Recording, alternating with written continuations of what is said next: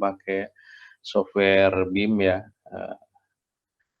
walaupun sebenarnya, kalian bisa coba-coba lebih lanjut ya, jadi tanpa perlu saya, apa namanya, saya kasih simulasi lah ya, tapi oke, saya akan coba review dulu sebelumnya yang pertemuan kemarin ya, yang di forum. Oke, beberapa ini udah oke.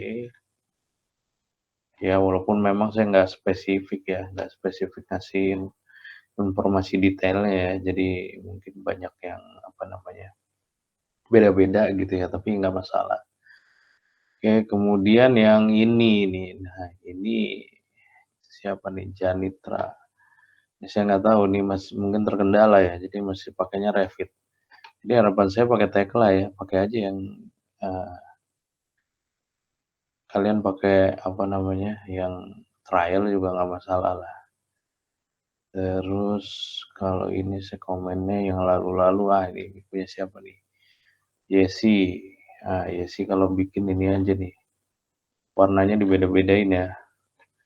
Terus, saya belum lihat nih, Muhammad Ahimar mana modelnya, yang lain sisanya oke lah, oke ya.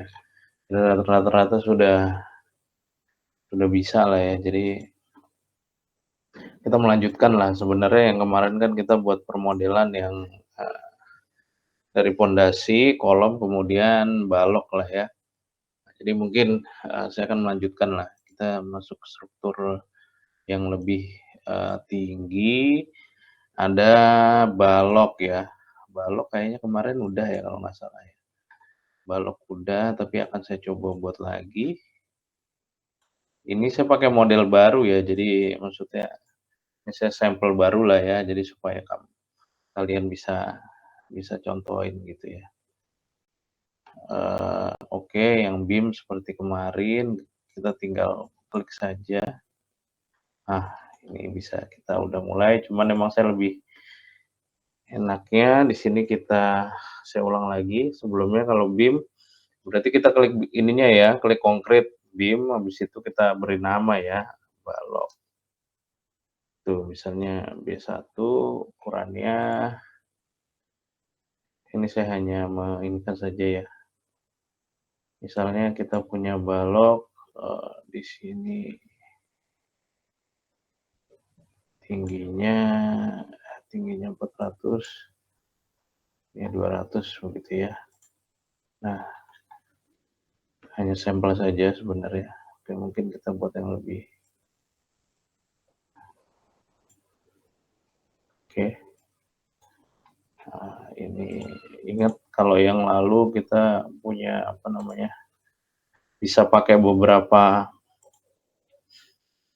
jangan lupa lagi, apa namanya, kita bisa pakai, apa namanya, beberapa view, kita pilih, ingat ya, di klik view along ya. Nanti kalian bisa bisa munculin lah seperti itu gitu ya. Ini saya kembalikan lagi 3D. Jadi ini sesuai ukurannya nih. Misalnya kita ingin membuat balok 400 400. Oke, sekarang kita masuk di pertemuan yang ke atasnya nih. Jadi mungkin kita kasih sampel sedikit. Jadi mungkin, nah, Tekla emang biasanya, lebih powerful gitu ya kalau misalnya kita membuat, suatu bangunan yang, apa namanya, yang menggunakan baja ya. Jadi karena memang salah satu kelebihannya lah, salah satu kelebihan dari si Tekla ini, sudah banyak ininya ya, apa namanya, sudah banyak, profilnya lah ya, walaupun profilnya masih menggunakan profil luar ya. Sebenarnya tergantung environment ya. Jadi kalau misalnya environment-nya sesuai, nanti kita bisa sesuai dengan, pilihan-pilihan profil bajanya begitu ya. Kalau misalnya, apa, enggak, misalnya tergantung kita tuh download-nya. Jadi bisa macam-macam, bisa India segala macam. Jadi intinya seperti itulah ya. Kalaupun misalnya nanti beda-beda, nanti tinggal diedit aja bisa. Ya tapi memang, secara apa namanya ya, secara agak lebih khusus saya memang kalau melihat si Tekla ini penggunaannya lebih ke struktur baja gitu ya. Karena seperti tadi, saya bilang bahwa lumayan lumayan banyaklah tools-toolsnya, lumayan lengkap. Tapi kalau misalnya memang kalau kita bicara arsitektural memang agak lebih lebih apa namanya, lebih sedikit tools-toolsnya, jadi plus minus lah ya masing-masing, software gitu. Jadi tinggal kalian kembangkan aja seperti apa. Kalau misalnya kalian memang lebih ke arah struktur, kalian bisa pakai Tekla, kalau misalnya ada campuran, arsitektural dan lain-lainnya, landscape dan lain-lain. Terus, kalau misalnya kalian juga ada kontur tanah dan lain-lain, ya ini mungkin agak lebih, apa namanya, agak lebih kurang ya kalau Tekla. Jadi kita contohkan lagi kalau misalnya kita ingin membuat suatu bangunan, gudang misalnya. Nah, gudang kalau bisa dilihat sebenarnya struktur kolomnya itu mungkin di sini pondasinya tuh menggunakan pondasi tapak ya, beton. Tapi kalau di kolom-kolomnya biasanya menggunakan baja nih kalau kalau struktur gudang. Nah, struktur bangunan seperti ini yang lebih mudah dibuat penggambarannya dengan Tekla gitu ya. Karena karena di sini profil-profilnya lumayan lumayan inilah, udah lumayan banyak gitu ya. Nah, jadi kalau misalnya struktur lebih lanjut bisa terlihat seperti ini detailnya. Bentar saya agak zoom. Oke, jadi gitu ya. Jadi misalnya kolomnya di sini pakai pakai profil WF atau H-beam gitu ya. Kemudian baloknya juga nih, nah ini balok, kemudian ada juga rafternya, rafternya juga bisa pakai WF. WF tuh maksudnya yang kayak H-beam tapi sayapnya lebih kecil gitu ya. Nah, kalian pelajarilah itu di struktur baja. Ini juga biasanya pakai WF. Mungkin kolom biasanya pakai yang H-beam. Jadi intinya seperti itu. Jadi ada pencampuran pencampuran apa namanya, struktur seperti itu ya. Jadi bagian bawahnya misalnya tie beam atau misalnya platnya itu menggunakan si beton, eee, pondasinya beton, balok yang ada di bawah yang namanya tie beam itu pakai beton gitu ya. Kemudian ada pedestal gitu ya. Kemudian nanti ada kolom, kemudian baloknya juga kolom gitu ya, rafter ke atasnya ini baja, kemudian rafternya juga baja, kolomnya baja, seperti itu ya. Nah, ini ada beberapa kalian juga bisa lihat gitu. Jadi kalau misalnya struktur baja ini, kolom biasanya langsung terhubung rafter atau juga mungkin ini tergantung dari hitung-hitungan ya. Bisa juga perlu ditambahkan dengan, si baloknya, tapi mungkin bisa juga enggak ya, tergantung tergantung dari desainnya lah, seperti itu. Ada yang bagian ujungnya lurus gitu ya, karena mungkin di sini areanya kanan kirinya itu belum terhubung nih dengan area lain ya. Jadi maksudnya area bebas di bangunannya berada di, tengah gitu ya, area lahan. Tapi lain halnya kalau misalnya, ada talang nih bagian-bagian di atas ya. Jadi terkadang bisa jadi, ini bentuk-bentuknya agak-agak aneh-aneh sedikit seperti itu gitu ya. Jadi nggak melulu, mungkin bisa juga rafter langsung kolom, nah ini mungkin juga si rafternya agak belok gitu ya, atau ada potongannya gitu ya, atau balok ada potongannya seperti itu ya. Macam-macamlah, detail-detailnya. Nah, seperti ini yang agak lebih mudah kalau misalnya kita menggunakan Tekla dibandingkan dengan, menggunakan software lain gitu ya. Kemudian, nah kira-kira seperti inilah gitu ya nanti yang akan digambarkan, karena biasanya memang struktur di bagian bawahnya nih pakai beton. Nah, kemudian, eee, ada semacam peralihan lah, jadi antara baja di struktur atasnya, kemudian ada kolom pedestal ya, bisa pendek gitu ya, atau hanya sampai lantai, terkadang ada juga yang, sampai di atas gitu ya.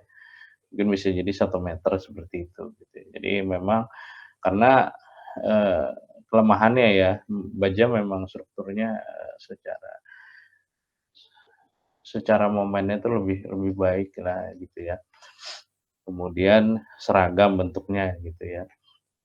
Nah, cuman memang dia, perlu ada treatment khusus lah terkait dengan korosi.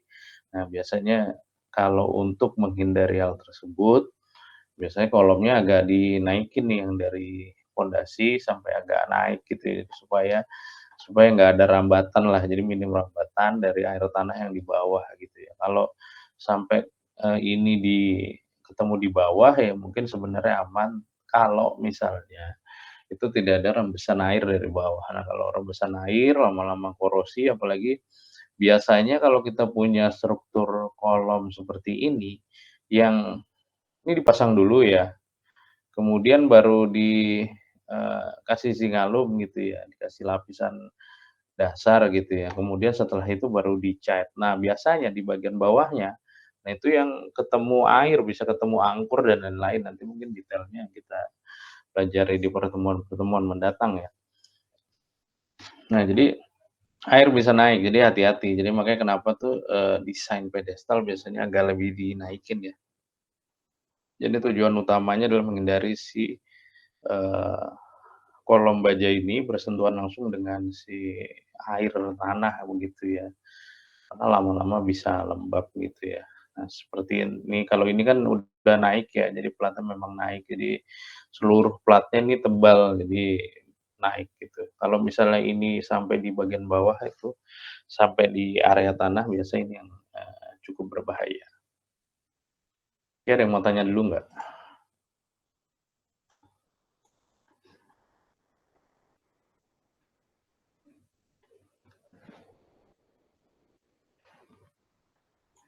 Oke, nggak ada?